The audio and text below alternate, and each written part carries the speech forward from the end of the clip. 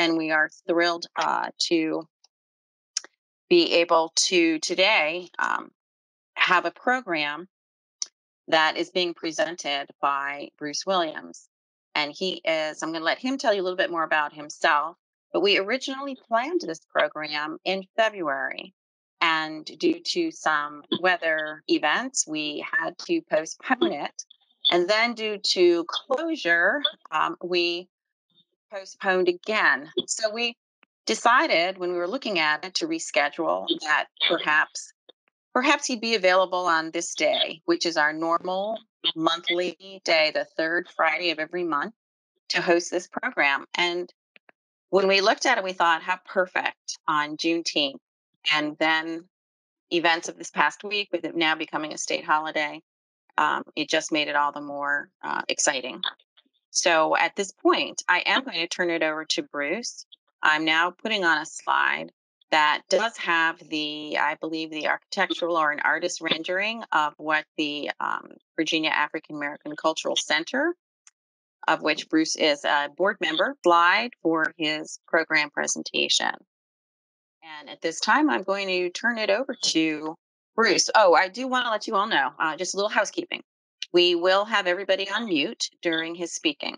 We are going to record this, and hopefully it will be made available. I would wait until Monday, Tuesday timeframe to try to find it, since the library is closed today. And the staff who work on those kinds of things are probably not working until Monday next week, sometime next week.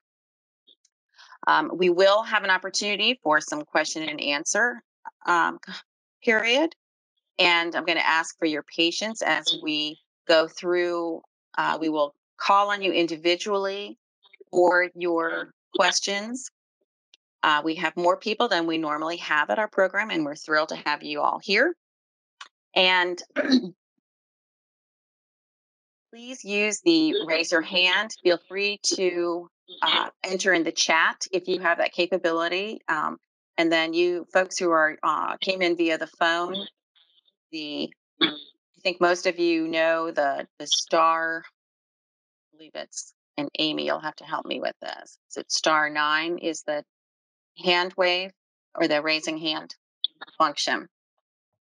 So feel free to star 9. So Amy and I will monitor that, and we will try to get your questions. So in the chat, feel free to use it, but we are going to wait until Bruce is finished and we open up for questions. And I hope everybody enjoys it. And Amy, we're going to turn it over to Bruce now. Welcome, Bruce. Well, thank you very much. How are we coming through? Am I sounding all right? I believe you sound pretty good, Bruce. You sound good. Okay, great. My name is Bruce Williams, and I'm the president of the Virginia African American Cultural Center. We initially had it called the African American Cultural Center, Virginia Beach, but we found that, first of all, along with the fact that there was no cultural apex location in Hampton Roads about African American culture and history, there's not one in the state of Virginia either. And we were also shooting for some funding from the state. And if you're going to do that, you need to talk about the Commonwealth. The third element that we found out is when you take a look at a thing called GuideStar, which is a kind of a kind of certification website for nonprofits. It turns out there are about 15 African American cultural centers throughout the country, but there's only one Virginia African American Cultural Center. So we are legally now, we changed our name in October. We are now the Virginia African American Cultural Center. We have been given entitled property on Hampshire Lane and Newtown Road, which actually at the point where it turns into Diamond Springs Road, through the Great City. This project started some 5 years ago, and it was a feeling that there was a need for a center, that not a museum, but a place that could talk about culture and history, its contribution to the entire region and country, as well as educate both African American children, but all children. And as it turns out, given the events that we've gone through in the last month or so and what we're leading into and today's special significance, there is even more of importance as we move forward as a community and as a nation to understand where we came from, where we're coming, what contributions have made, and where we're going as a group of people in this great country of ours. And as Governor Northam has placed it already, he said it's African American history is American history. And nowhere does that exemplify itself in bold detail than here in Virginia and Hampton Roads. As it turns out, the story that makes up the celebration of Juneteenth today, June 19, goes back to 1865 when the enslaved Africans in Galveston, Texas, found out from the Union General Gordon Granger when he arrived that they were free. In fact, the significance of that particular event comes in 1865, which was after the passing of the 13th Amendment on January 31st, 1865, which was the amendment that created the freedom for all then slavery in America, which was not ratified until December 6th of 1865. General Granger arrived 2 months after Lincoln had been assassinated, and Lincoln had already written the Emancipation Proclamation, and he issued that on September of 1862. And that was driven by the fact that General William Butler, who was placed at Fort Monroe in 1861, decided to accept 3 enslaved Africans from Norfolk. When they came to the fort, those Africans looked for freedom in the fort. Now, at that point in time, the 1850s laws stated that you had to turn back a slave that showed up. And so General Butler, who at the time was a lawyer, recognized that the Confederates were using African labor to build defense lines and trenches and whatnot. Well, that made them usage in war against the Union. And he there realized that made them contraband. And since they thought they were property already and that they were contraband, he said, you can't have them back. At that point, Fort Monroe became known as Freedom's Fortress. Slaves from all over the area came to seek their freedom in the fort. And by the end of a month, thousands were at Fort Monroe. It's also significant that was the first location where enslaved Africans arrived in English North America at Point Comfort, which is on Fort Monroe's property. So here we have a situation where slavery began, the idea of emancipation occurred, and then we have today celebrating the end of slavery in America in total, both in terms of the informed Africans in Texas, and then ultimately, by the end of the year, in law. Now, what people don't understand is we ended up in Texas because many of the planters, the Southern planters, when Lincoln issued the Emancipation Proclamation, it was really not in the states that were in the Union. In fact, the District of Columbia got their freedom in terms of ending slavery in September of 1862. But states like West Virginia, Delaware, Maryland, none of those states, or in Norfolk or in Northeast North Carolina, were part of the Emancipation Proclamation. They were excluded. Lincoln, in his Emancipation Proclamation, freed the slaves in the areas controlled by the Confederates. It was strategic because he recognized that, first of all, General Butler had created a situation wherever Union troops were, the Army had decided to accept contraband. And also, at the time of the war, at that point, it was not being very popular in other parts of the country. And France and England were thinking about joining the Confederacy and supporting their efforts. Well, when he issued the Emancipation Proclamation recognizing that we were talking about ending slavery, that precluded France and England from being part of the Confederacy, which again changed the course of the war. Not only that, but enslaved Africans all over the South looked forward to joining the fight for freedom in the Civil War. So that makes this part of the world, Hampton Roads, important. And so these are some of the things we're going to talk about today. As mentioned, Juneteenth now is being recognized as the true end of slavery in America, which began in our area, Hampton Roads at Point Comfort. And there are some significant stories I'm going to tell you about Hampton Roads and some of the people in the area that have made a difference during that period of time and other periods of time.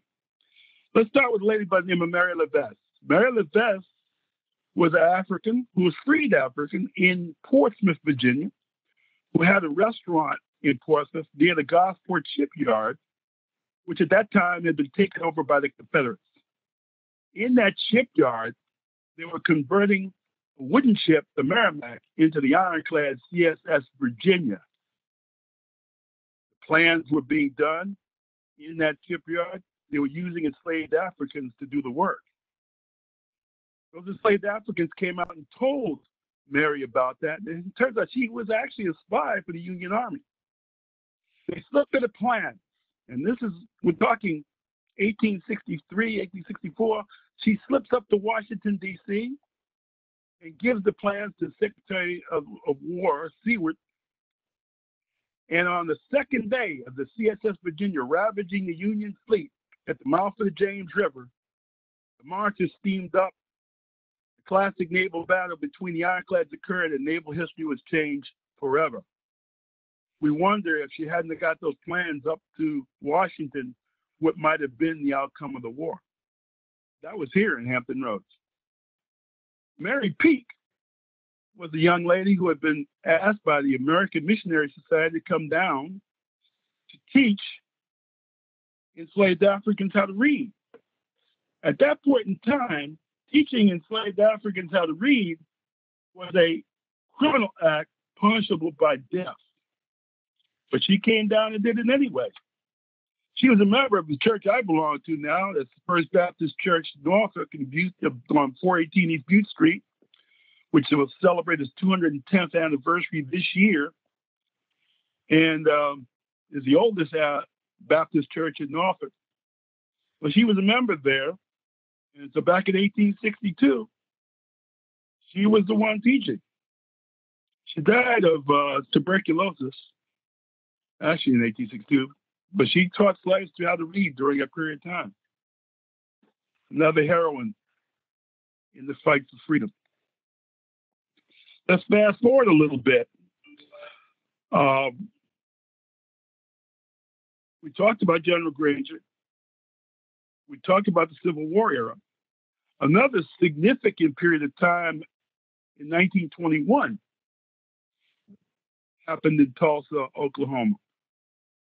It turns out that we're having a kind of sad anniversary because during the end of May in 1921, on June 1st of 1921, the very prosperous and thriving business sector of Tulsa, Oklahoma, was bombed and burned by an angry white mob, and over 300 African Americans, women, men, and children were killed.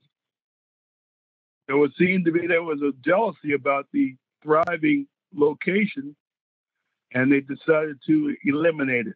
They actually burned the place to the ground and destroyed it. You'll see some of that now in some of our news stories. Of course, this wasn't taught in history in school, but here we are today with this information coming out. It's a load of history, and the reason why we're doing this with the Cultural Center is we feel now even more importantly that it's important to share these information and pieces about history, both in terms of how Virginia's role in it has occurred, and also what has occurred throughout the country in terms of contributions that have been made to this nation. Some of you may know a little bit about Western history. Now, we've all watched the Westerns on TV with John Wayne and such, but in reality, the word cowboy actually came from enslaved Africans who went west, who didn't want to be involved with slavery, went west to be part of the pioneers. And the term cowboy came from the fact that so many Africans, about it's almost close to half of the wranglers of cattle out west were of African descent. Thus the term cowboy. They didn't think of them as men, they just called them boys. One of those gentlemen was a Virginian, a fellow by the name of James Beckwourth. Now, James was in Warren County, Virginia. He was born of a white father and a black mother. His father treated him like a son and freed him. And he went west. He was a pioneer, he was a trapper, he was an explorer. And at that point in time, as the westward expansion was occurring, the long route was through the southern part, through the desert, and the shorter route, although more dangerous, was through the mountains, the Rockies and the Cascades. And people, as you know, that part of the world, they had a thing called the Donner Party that, in a sense, ran into difficulty in their westward travel and forced them to do some things they didn't really want to do. Well, that passage, that location, James Beckwourth found a pass that was able to get you through the mountains to the west. It now bears his name. It's called the Beckwourth Pass. Well, James Beckwourth was an African-American former slave who found the pass which opened up the west for expansion. Again, part of Virginia history. We've all know about the Nat Turner Rebellion, which occurred in Southampton County. And in fact, we had the opportunity to tour that with one of the descendants of the families that were terrorized during that period of time. He's the clerk of the courts out in Southampton County. And he pointed out that in actuality, Nat Turner only killed one person. But the group that he had with him was a lot more bloodthirsty. And in fact, had they not decided to celebrate the first day of their rebellion, if they had continued on, they might have won. But because they stopped to celebrate, the next day, the Southern plantation owners and the other citizens were able to rebel them. And they're now trying to work a trail out there to teach that story. But that created several things. One, at that particular point in time, relationships on plantations were a lot less stringent. But after that, fear of additional uprisings created an environment of fear on the plantations.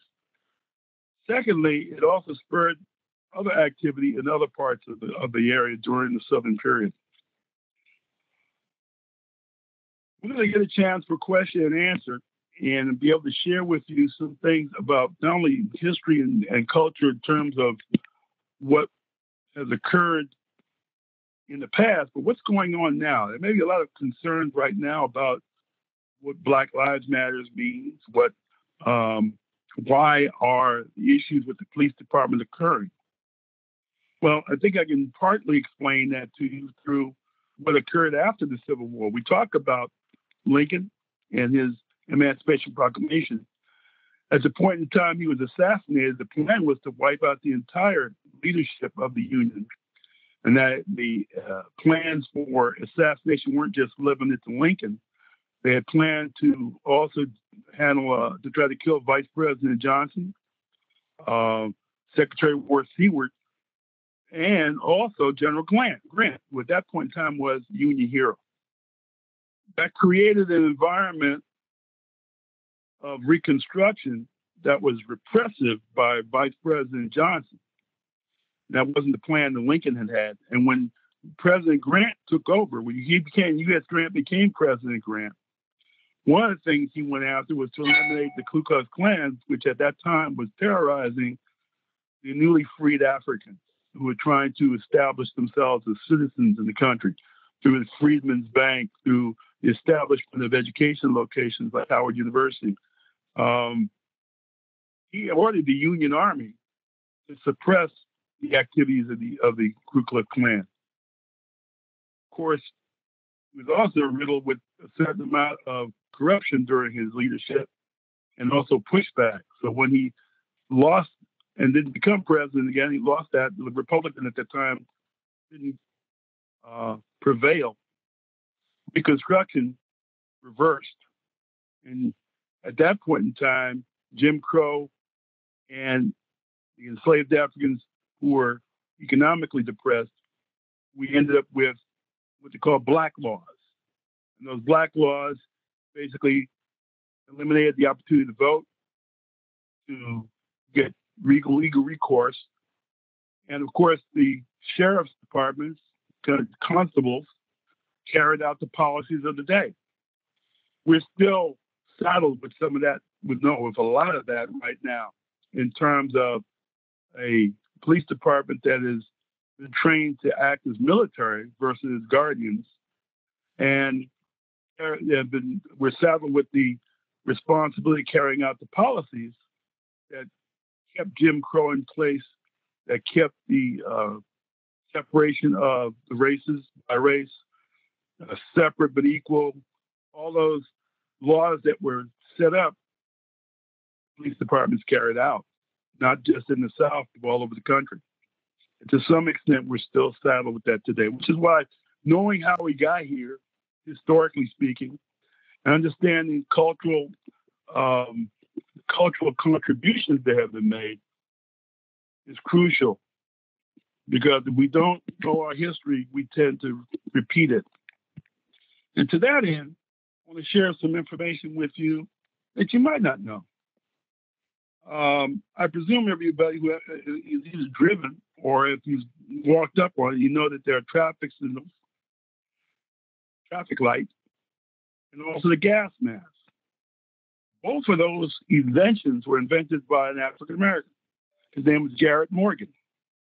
Garrett Morgan was trying to figure out how to help firemen operate in smoke. That forced him to learn how to develop, and he did develop the gas mask. And of course, he also recognized there were a lot of accidents in traffic because traffic was building up. So he invented the traffic signal. We may not know that a mathematician by the name of Dr. Gladys Ney West, she was born in 1930 in Sutherland, Virginia, which is in Dinwiddie County. She, in her high school, excelled in mathematics. She enrolled into Virginia State College, which now is Virginia State University. She graduated from there and went to Virginia Tech. She ultimately ended up working for the Navy at the Dahlgren Research Center. This was in the 50s. And then, 1956, she was hired to work at the Navy Proving Ground in Dahlgren, Virginia. While she was there, with her mathematical expertise and earning her master's degree in public administration from University of Oklahoma, she learned about and be able to analyze the data on satellites, on the motion of Pluto, on the positioning of satellites, what they call vertical deflection, geoheights. We know about GPS today. Well, this lady was the one that helped get that developed. She's still alive today. She's 90 years old and was just named to the Hall of Fame, the United States Air Force Aerospace Hall of Fame. African American woman. We probably know on my cell phone right now, I'm using a cell phone to talk to you, but I didn't realize that a fellow by the name of Jesse Eugene Russell is known as the father of digital cellular technology. He was hired to be, he was the first HBCU grad to be hired by Bell Labs, and in having done his undergraduate work at Tennessee State University, well, at Bell Labs, he headed the first team to introduce digital cellular technology in the United States in 1988. And it's all through his work with that group that created 4G, fourth generation wireless technology, which we're using now. He resides in Piscataway, New Jersey, and he's 71.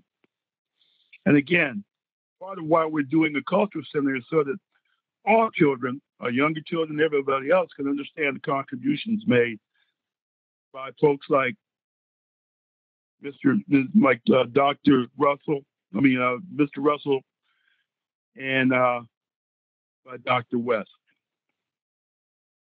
We're going to leave an opportunity for you to ask questions at appropriate time. I know we've talked about that. I want to share some local history. Some of you reckon I'm new here. I'm born and raised in New York, in Queens. I traveled for the cable companies. I was based in Missouri at one point, and then Tacoma, Washington, and then Washington, D.C., when I was able to build a cable system there. Came down to Virginia Beach to work for Cox, and didn't realize how much hidden history there was in this area until I started working on a project for the Henrietta Marie Project, which was the slave ship remains that were found by the black skin divers as well as the Florida foundations. And they brought the exhibit up here to Norfolk. And I was involved with trying to educate folks as to the value of having that exhibit here and to see it. Because in many respects, many African Americans did not want to talk about slavery. It's an area where just people didn't want to talk about it. They buried it. And what was not recognized that through the Middle Passage, where over 4 million past died, and before servitude and coming through those ships, that as descendants of the enslaved Africans that arrived here, the group that arrived here was both able to survive the passage psychologically, physically, and emotionally. And we're their descendants, which is why, to some extent, in spite of servitude, in spite of discrimination, contributions have been able to be made. Great contributions have been able to be made to the entire country. Charles Drew created, he was able to devise blood plasma, which saved thousands and thousands of lives during World War II. Just over in Hampton, we went to space because of Katherine Johnson and her ability with math. Some of the battles, both during the Civil War and the Korean War and the Vietnam War, heroes and heroines were African American, made a difference. Tuskegee Airmen, in spite of not wanting to be created at all, were able to fight in Europe. And as I understand it, they flew bomber support. And during the time they flew bomber support, did not lose one American bomber to German forces. So those are some of the items that we're going to try to explain and present to the American part of history that really hasn't been taught or really has not well known. And maybe even discuss how we can capitalize on that to be a better nation and to work together. We had, through the use of some funding and some cooperation from the Virginia Beach Cultural Affairs Department, we've been able to place on the property that we had been titled an art piece that I would hope that you all get a chance to go out and see or feel.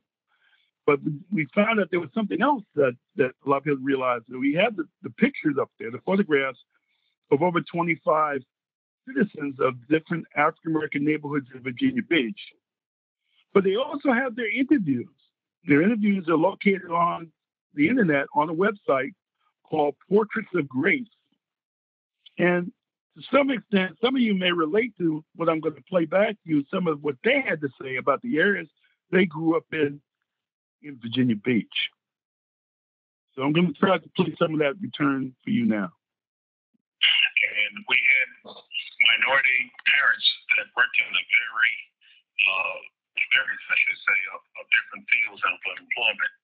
We had a lot of teachers. We had a lot of persons that were in education that taught over at Norfolk State University. We had librarians. We had district dock workers. We had military personnel. We had a very diverse neighborhood for backgrounds in education. A couple of pharmacists, a couple of civil rights attorneys also lived in the neighborhood. So we really had a variety or a melting pot in our community. Halloween in our childhood days, we would fill up garbage can bags full of treats because neighbors did more than put one or two pieces of candy. They would have the candied apples and the bags of popcorn and apples and fruit. And really, sometimes you go to the first 10 houses and your bag would just be running over. So I think Holiday was a very big event for us in the neighborhood during my young days. We had a baseball park that the fathers and kids got together and cleaned out a vacant field, and we built a brick fencing from the neighbor's house. We would have areas to be seated in, and we had father and son baseball games, and that was a big highlight, especially on a Sunday afternoon, and someone would always have a little cookout to follow after the game. So that brought a lot of joy and a lot of unity in our own community. We were privileged to have some benefits that other communities did not have. The educational base was strong through our parents. Most of the neighbors there were college graduates or were continuing their education, and it made a huge difference. And when we moved into the city of Virginia Beach, we found ourselves at times to be looked upon in a different manner. And it took a while to sort of get that relationship in a better capacity in which we had. When we catch the school buses in the morning, sometimes the kids would turn down the aisle like they say that you were better. They thought they were better than we were, that kind of attitude for a while. But it took a while for us to mend that fence and really let the kids know that we just wanted to be a part of the community like everybody else. So, yeah, I do think that in some ways we were blessed to be in the homes that we had. Nobody went hungry as far as I knew in our neighborhood and so forth. And we had plumbing and all of the modern conveniences that were offered at the time. So, yes, we were fortunate because even right in the school buses, you could see some of your classmates that came from neighborhoods that weren't that well developed. And you even saw some old sharecropping farms from time to time that still existed when I was in school. I still live in this neighborhood, and I really enjoy my community. It's been a very pleasant experience for me and my wife. I raised my daughter there, and now we have grandchildren, so I love my community. Jackie Bowe from Ellen J. Garden. Pamela Riddick, also from Ellen J. Garden. My name is Pamela Elizabeth Riddick. I reside in Ellen J. Gardens. I've been living in that community for 65 years. First, you have to understand that growing up in Ellen J was a nurturing, loving, helpful environment. My father created Ellen J Gardens in 1950. The neighborhood was built as a community for African Americans to have affordable living. We all knew each other. We all went to school together. We played in the band together. We sang in the choir together. Quite often we went to the same church and eventually would attend the historic university. And when I talk about taking care of one another, there were older people in the neighborhood, older young people that were our babysitters. Now, I grew up in a time when I still had a babysitter. Before I went away to college, my parents would still have someone come in and watch myself and my two younger brothers. So again, we grew up at a time when everybody took care of everybody. Talk about friendship in LNJ, you would have to realize that as next door neighbors, everybody was your friend. The adults in the neighborhood would take responsibility for watching the little ones so that we would gather at one another's houses when parents were not at home or if parents were traveling or anything like that. We always pitched in together, and we would ride bikes together, and we just enjoyed one another's company. We all went to high school together. We all went to college together. It was almost like a neighborhood that was built around everybody having the same goals, the same vision for the neighborhood. As a group of friends spending time together, we would go to the movies. We would go bowling. We had a small shopping center in the area. We could go shopping. My favorite activity would have been horseback riding. I enjoyed that because that was something that I could do with my dad. He enjoyed it, and that was a love that he passed on to me. It was just a very happy experience. It was very family-like. It was very homely-like. And everybody was always together. When we would have big parties, whether we were celebrating birthdays or anniversaries, it was our custom that that the neighborhood children would come in the yard, and we would have horses for people to ride, and we would just have fun. I look back on my father, who I know had to be a visionary. For him to have traveled to Virginia Beach, back then, Princess Anne County, and build the home that he built and to develop the neighborhood that he did. This was before there was a Chesapeake Bay Bridge Tunnel, before there was an outlet mall, before there was an IKEA or even school. It was straight farmland. Out of that farmland, he carved an opportunity for African Americans to come together and to celebrate one another and to live together as family. That I will always be grateful for. I feel that Virginia Beach is that garden city where everybody can have access. Last name Wilson from T-TAC is going to talk about her experience. When we first moved in, we didn't have outside lights, streets paved, water, not even city sewage. We didn't have any of that. You could deal with this sewage, you had outdoors toilets. You didn't have running water. We could deal with that because of the pump water. The lights, we live with that because you don't have the electricity. And the lights wasn't up on South Burnet Road at that time. So we live with lamp lights, camel lights, oil stoves and wood heaters. And that's the way we survived. I didn't like to play outside. My sister liked to play outside, but we had play ring, jumping hops, jumping ropes, playing with things like such and that. But outside, we really didn't go any place special. We did it in our yard, in the backyard. We really didn't go visit. We really didn't play with the street had beside us had a dirt road. So you play down the dirt road. That was Brooklyn Avenue. And finally named it Brooklyn Avenue. And that was a street with no pave on it. Just dirt. School was you gotta walk so far to get to the school. So a crowd of children would get in the road and walk to school, and they had fun. But I wasn't gonna get in that because they fight a while and walk a while. So I tried to stay out of that line. So we walked, and we had a 3-room school at that time. And they had first and second grade, and then you had third and fourth, and then you had sixth grade, I think it was. And that's the way the classroom was paid off. So you could go to school that day, you get ready for the 7th grade. Then you get ready to go to another school. But that was one small school that we all attend. And, you had 3 teachers. So they instruct us. And it has a small porch on the front. And on the side, we had children come out and play a while. They play Bobby Jacks and shoot marbles. On the other side, they had a string hanging up on two poles that you shoot the ball across. We call it dodgeball. So they play like that. That's the exercise that we would get. In the bell ring, you go outside for 15 minutes. And then that's for going to the restroom was sitting outside. You had a big toilet outdoors.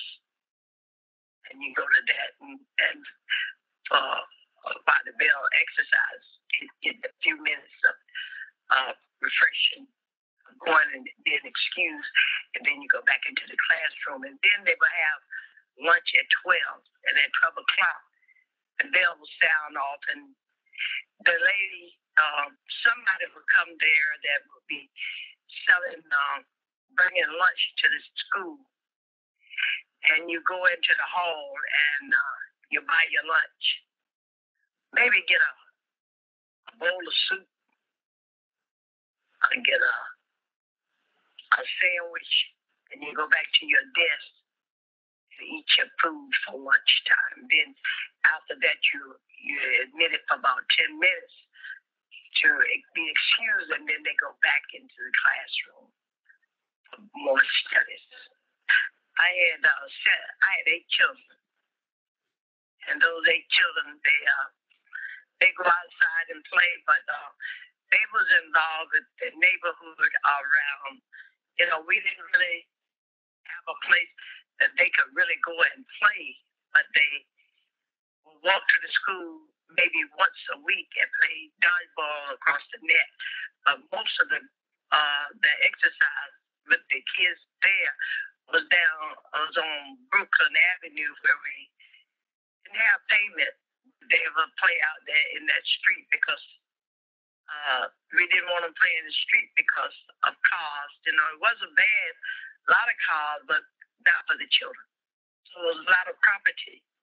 So we just played, the children just played on the property from one house to another, and then play down the lane, then come back into their yard. So they really didn't have too much way of going out or being with any other activities other than around the house or down the lane where the kids would play balls, such things as that. But after I stayed there for maybe 20, 30, 40, 50 years. Then I moved out of there and moved somewhere on Virginia Beach Boulevard, Southgate Avenue. That's in Chinese Corner. We went down there and bought a house, and my kids had it was more privileged at Southgate to attend different schools with more activities and more things going for them at Southgate. They didn't really spring out into Brooklyn Avenue. They didn't really get too far in Brooklyn Avenue because it really wasn't any place for them to go and really have recreation. But when I moved to Southgate, that made it better that they could walk to be other places where they could have exercises and be in with the other schools that was a little bit different. It'll always be home, because I was privileged to have 8 babies in that area, down in that area, to have 8 children, and all of them went to school beginning from CTAC. So it'll always be like hometown, but it's different. It's a little bit better, much better than what it was when they came along. And so it'll always be like home, but it's better now. My name is Elizabeth Hogany, my childhood and my childhood friends. And at the age of 12, we moved on Shore Drive, the year of integration. But CTAC was always home because everyone was there. I had family, friends, and relatives in the CTAC area that I always visited back and forth. And as a matter of fact, I ended up marrying a man from CTAC.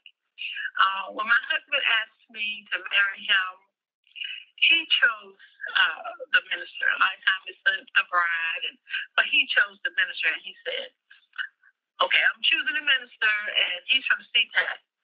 His name is Barnett Thurgood.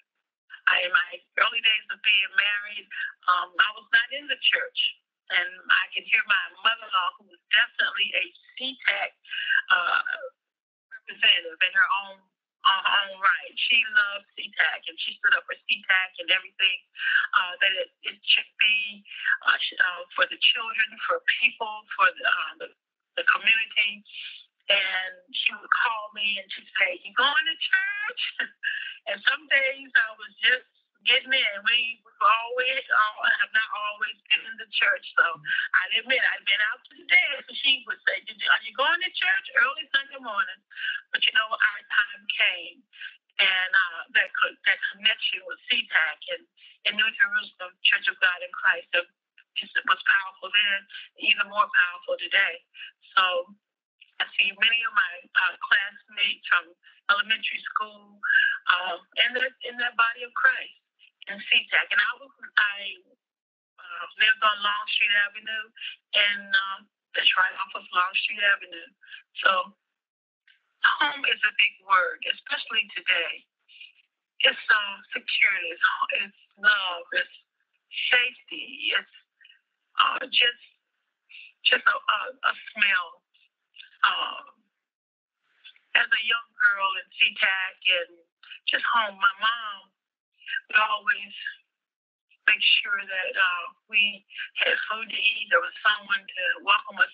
If she wasn't home, someone in the neighborhood. And if there was always someone home that we could go to if we had any concerns or trouble, or the doors were open. It was a close-knit community, close-knit surroundings. As a child, it was always a place to go. And I love the fact that we had the community center. It was so important. It's important today. I had a friend, Pat Day. Her father was in the military. And it was a big thing to just be able to ride your bicycle to that distance away. It wasn't many streets from each other, but anyway, it was a big thing. It was to be able to go from house to house, and your mother always knew where you were because they communicated and they kept an eye on us. So even if the days we thought we were getting away, my mom always, so you were on your bicycle today, and you went over to Sergeant Dave's house, and you and Pat went to Benny Farrell's, or to get a popsicle, or I loved Mary Jane's and Squirrel Nuts. But anyway, those were the days. It was just simple times, but beautiful times to get outside and just know that the community was watching. And you didn't get upset or mad with people or with adults like they did then. You get a hug. That's right. I told your mama, because I know she told you to stay home, and you went off on that bicycle of yours. But it wasn't anything mean. It's just the community looking out for each other, looking out for us. We need to look out for our children today. They need us. These are just a few of some of the experiences of some of the folk in our communities here. I have a few more because we took some from different parts of the city. And let me play one or two more, and then we'll probably get wrapped up and get a clear question and answer. My name is Doris Blunt, and I live at the lake in Virginia Beach. I have lived there about a year. Most of my life I've been living in Virginia Beach in different areas. The first place I lived in was a place called Beechwoods. It was mostly black neighborhood. I was raised up in that neighborhood. I went to school in that neighborhood. It was nice. It was all just like a big family in that neighborhood. It just left us there when my father built a home in Burton Station. And this property where I'm living at now, Kansas Cadillac, is the spot where my home was at. And in Placerville, I began to grow up. And that's where I had most of my children. So now I came back home on the same property that I came from when I was a little girl. I love living there. The people in the building, they all get along fine. And I'm just happy to be back at my place where I come from, at my home. I have to put my best to Lord Jesus Christ in that up. I've been living to see it all come up and be done. That's my hope for the center. My name is Joyce Ann Cason. I am in the neighborhood of Newsom Farm, and I've been there all of my life. Newsom Farm is like a family. As a child, my grandmother stressed the importance of family, and we always had neighbors that come over and share in good times and in difficult times. But out of that, we had a respect for each other, and we were there to help each other if there was a need. Oddly enough, my mind goes back to members that are deceased. And I remember how the community members would come together and we would pray together. Of course, we would share our food together. But there was just so much love. And when people moved into the neighborhood, we always greeted them and we would identify ourselves and we'd say to them, "Oh, I live in the big house with a huge tree." And they said, "Oh, yes, my son and daughter are always talking about, what are you doing at the big tree?" And I said, "We share stories, we play games, we do all sorts of things." I often think of if we lost a member of the community, how we would come together. And we were there not only for moral support, we would have food, the children would share. The adults were there to always be a part of it. And if a child was misbehaving, the behavior was corrected. And the other parents certainly agreed. There was no disagreement because we respected the adult authority. My mother was a single parent, and she had excellent work ethics. We did not have transportation. My mother would have to get the bus. She'd have to walk for 2 miles. And I remember one incident where she had to go to work that morning. That evening, we'd always go out to meet her because there was always a package of some sort. And she got off the bus sideways. And I looked at her, and she says, "I've been hurting all day." And I said, "Mother, you went to work." And she said, "There are times when you don't feel well, that you're going to have to work. I have a family to take care of." And I'll never forget the pain that I felt seeing my mother getting off of that bus one side. I want our young people as well as others to know that my mother loved family and she loved the community. And there are times in our lives when things are going to be difficult, but we have to persevere. There is strength in working together. And I saw that with my mother, regardless of the situation. Our meals, for example, our meals were prepared in the morning for breakfast. She had to get the bus at 6 o'clock in the morning. It was 5 days a week. Before I left for school, breakfast was prepared. Before I left for school, lunch was prepared. And that was every day. So there's so much strength that I want people to know that when we come together and we share the same goals and thoughts, there's power. I think she probably put down the reason for us getting together today is that when we share our thoughts and things that we have, information, we get together. And you'll notice that even with some of the things that were hinted to as being not available, like running water and sewers, the issue of desegregation, the type of schooling, they still enjoyed their experience as a group, as a family, as a neighborhood. To that end, I think it's probably a good opportunity now. We've got about 30 minutes left, with about 28 minutes left. I think it's important that I get some questions and answers, maybe some things that I brought up or some things you'd like to know about. We can respond to in a Q&A session. So, Susan, you're hosting. Let me know how we're going to handle this. Great. Yes, thank you, Bruce. Boy, that was really enlightening, and I absolutely loved those recordings. So sweet, just really great. We do have some time for question and answers. So those of you who are on the phone, if you have a question for Bruce, please use your *9 function.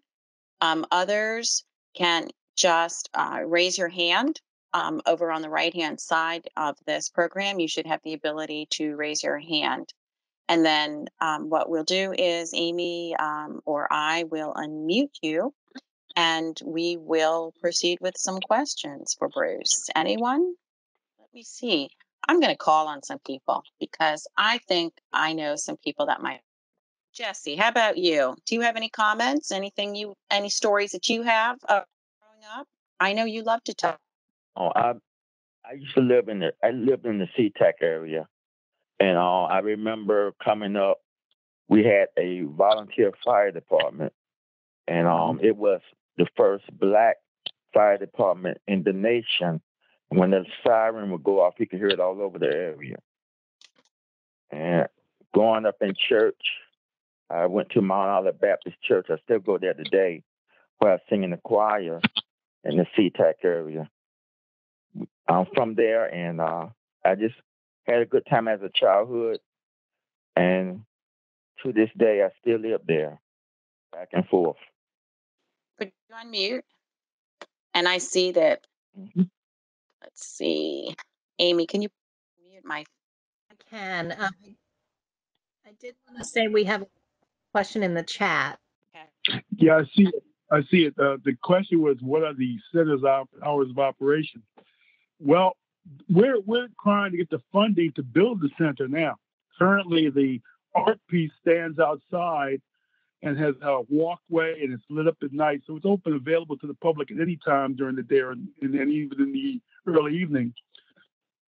We have a $20 million, I'd say $10 million in phase 1 and 10 in phase 2 to build what we'd like to have as an operating center on the site. It's a brick and mortar fundraising opportunity that we have to go about, and we'll be looking for funding to do that. And I guess without shameless plug, if you want to check our website, we're at ccvb.org.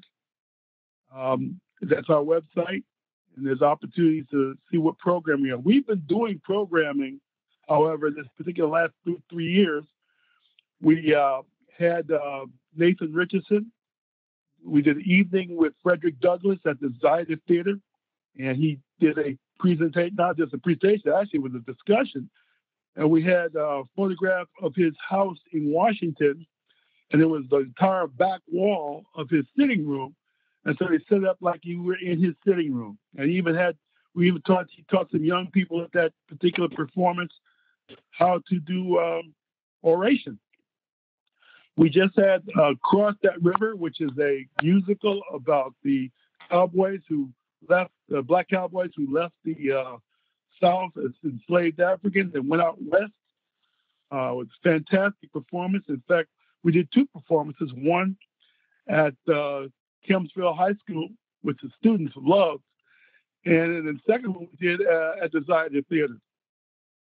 We co-sponsored or promoted the evening, the Confessions of Nat Turner, which was done by Terrence Alfred Anderson in cooperation with the Virginia Stage Company, that was done virtually. We intend to do some virtual performance programming. We just did a fundraiser where we gave masks to several of the lake and to I believe it's the Horizons Nursing Home. We raised some funds and on the Tuesday the Give Tuesday program, and we were able to put out 1,000 masks for free to those senior citizens in those homes. We're working on a partnership with Norfolk State University. So we're doing programming, but we have a challenge to build on that site, to raise the funds to build, and we intend to do that. In fact, we hope to be able to begin construction in 2022 or earlier. And now that there's a heightened awareness and need for history and cultural information, I think book sales of books about African-American experience have jumped 150%. We're hoping to be able to accelerate our efforts to not only do programming now, but to get the center built. So thank you for the question. Guy Tower has his hand raised. Go ahead, Guy. Hello, thank you so much. I've enjoyed this a great deal. Bruce Williams, who I consider a good friend, is really a tremendous asset to our community. And thank you so much, Bruce, for that great presentation.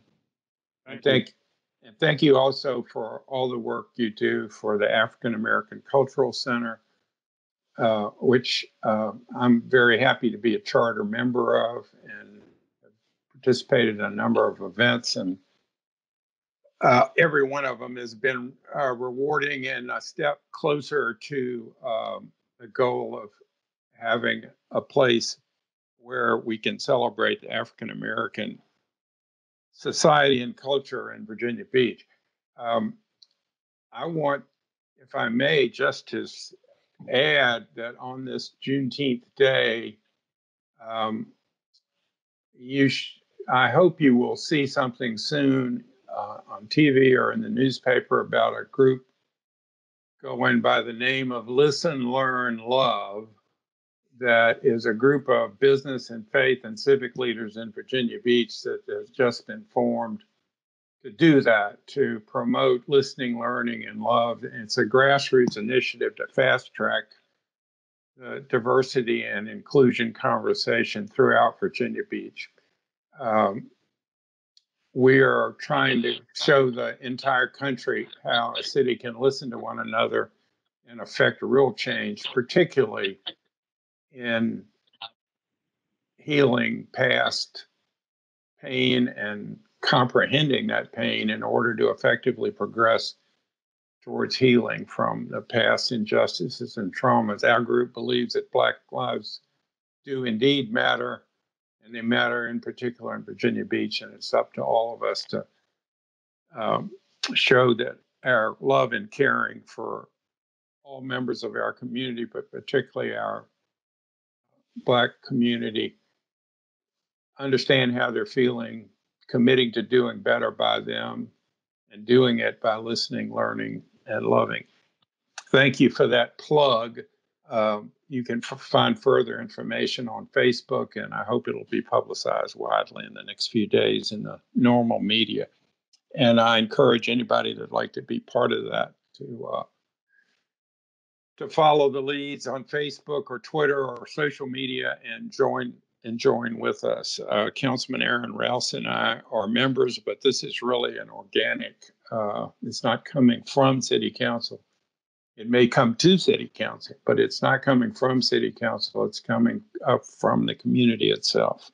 And we are making it public today on Juneteenth, which I think is a great time, and I'm excited about it. Thank you for letting me give that plug, and thank you again, Bruce, and thank you to the Virginia Beach Public Library, of which I am quite fond. I've served for many years on the library board and also on the Library Foundation board, and they do an unbelievable job. We owe them all a debt of gratitude for that, and they have been a leader in making this a more inclusive community and deserve credit for that as well. Thanks. I'll stop talking.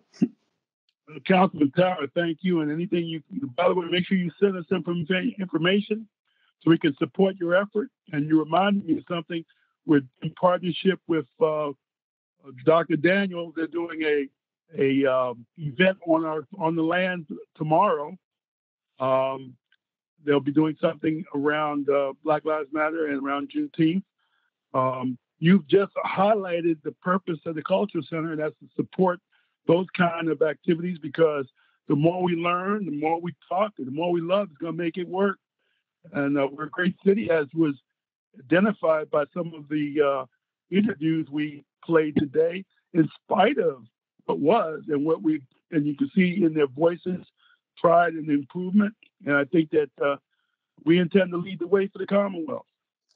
I think the celebration of the neighborhoods is the most moving experience I've had in the 40 years that I've lived in Virginia Beach. I was lucky enough to be there on Saturday, I guess it was, a day that was celebrated on the land.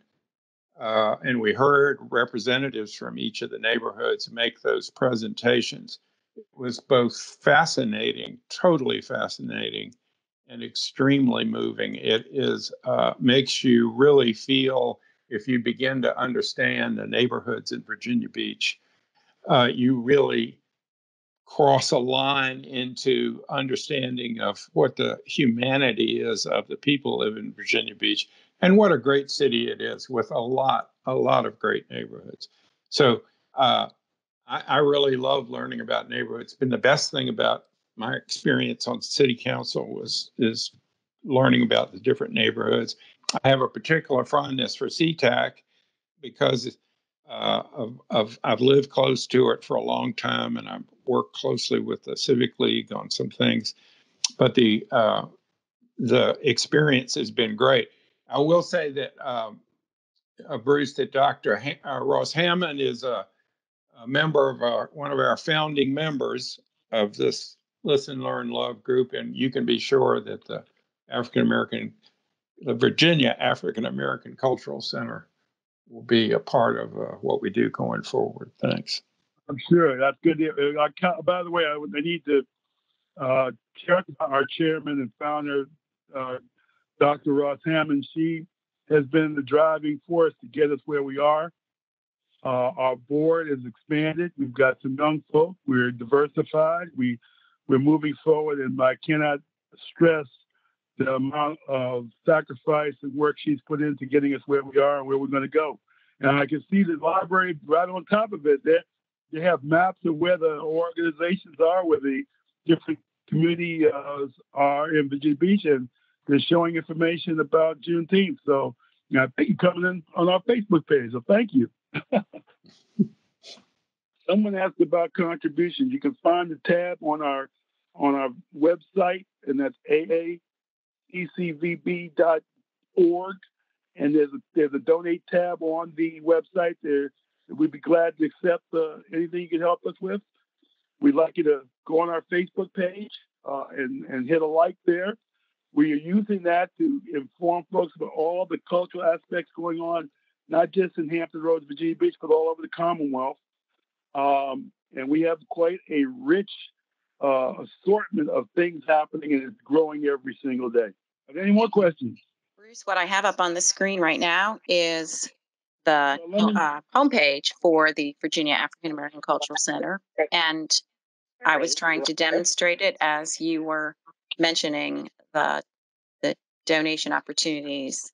I did have a map of the historically Black neighborhoods, and just for those people who do have the video capability on their presentation. Good. Let me play another interview that I think you might find to be interesting here. That I think that would have a little import on Virginia Beach history. Perry Libas. I was Perry when at age 13 we moved into Allendale Gardens. Our family was the first family to on the regular ranch. We were the first split level house in L&J. One of the things that I found out as a realtor later, when I would be selling my father's house, was that in the papers, L&J had a requirement that one of the persons in the household had to be a college graduate in order to live in L&J.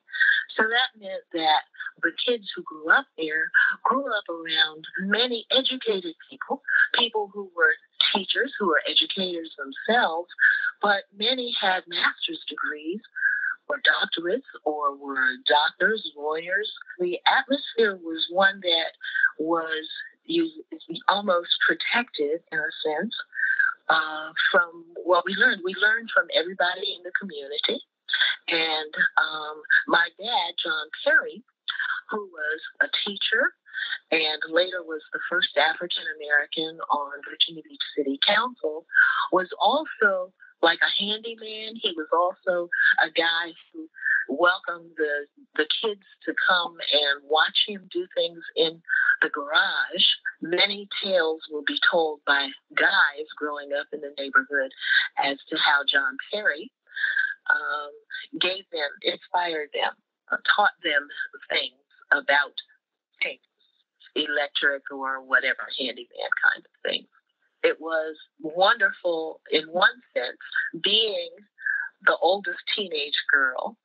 That was an honor, but at the same time, it meant that I wasn't, socializing like the kids who were actually living in Norfolk. L&J was so far out then. It was so far away from everything. And today, of course, it's part of the bustling city of Virginia Beach. And that's Becky Livas. As you know, her daughter, Nicole, is on the air again here in the market. So, again, the generational loop. In fact, when we did the awarding of the photographs of the people that were shot for the Portraits of Grace art piece, we had all three generations there. Becky was there to get her picture.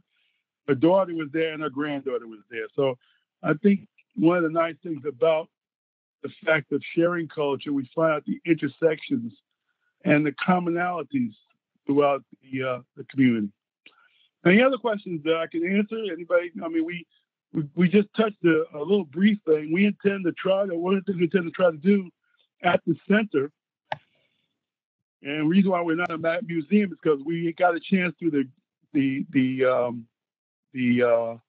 grace of the Human Rights Commission to tour the African American Museum in Washington, D.C. And I will tell you right now, there's nothing more stunning and more comprehensive and fantastic than that museum. And we recognize the difficulty of getting into it. So what we hope to do is become an affiliate of the Smithsonian. You have to have a building to do that.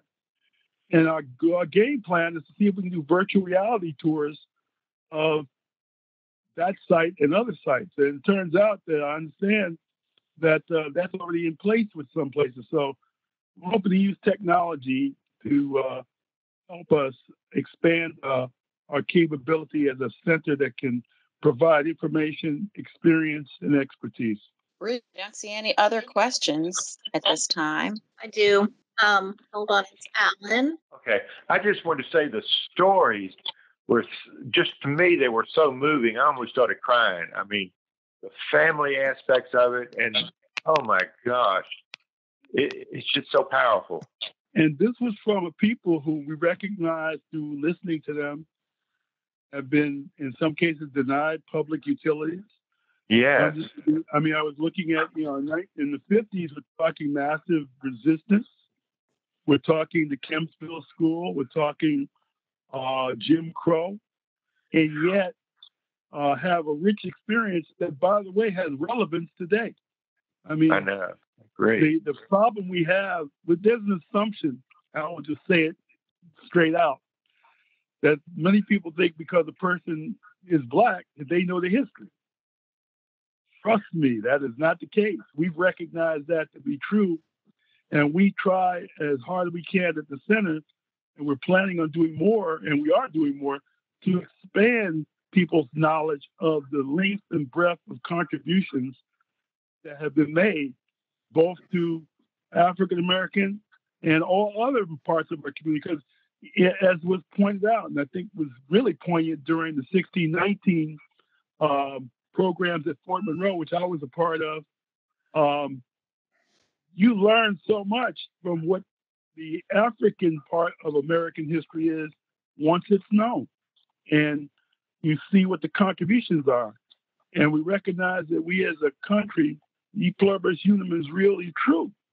And so, in fact, that particular, when they did those, the commemoration of 1619 up at Fort Monroe, one of the classics, the star, I think you'll find it on C-SPAN's website, was a young man from Larchmont Middle School who did a speech there and brought the house down. All 2,000 folks that were there, that young man brought the house down with his sharp, articulate, well-spoken speech at a time when anybody might be nervous. He blew it up. He just blew it up. And so the talent, the resources that we have, the kind of kids that a lot of times we put these kids down.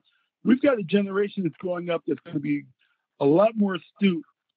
We're hoping to be a contributor to that by getting this center built and by doing the things we're doing. So thank you for the feedback. I thought that this group would want to hear these personal statements of their experience in these neighborhoods in our city.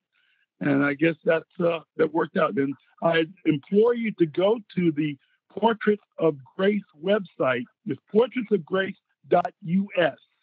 That's portraitsofgrace.us. And all of the interviews are on that page. Listen to them. They've got a lot of interesting things to say. Thank you again, Bruce, for joining us. Thank you all for participating and calling in today or logging in. And again, this was the Seeing Beyond program. It's held third Friday of every month. And we strive to provide educational, enjoying program for our participants.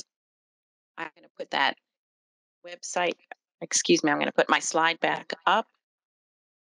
Those are phone numbers in case anyone has any questions or knows anyone who might be eligible for our services. Give us a call, please. And again, thank you again, Bruce. Thank you. Hope you be able to have some more stuff for you down the road. And we can consider this meeting over. Thanks again, folks.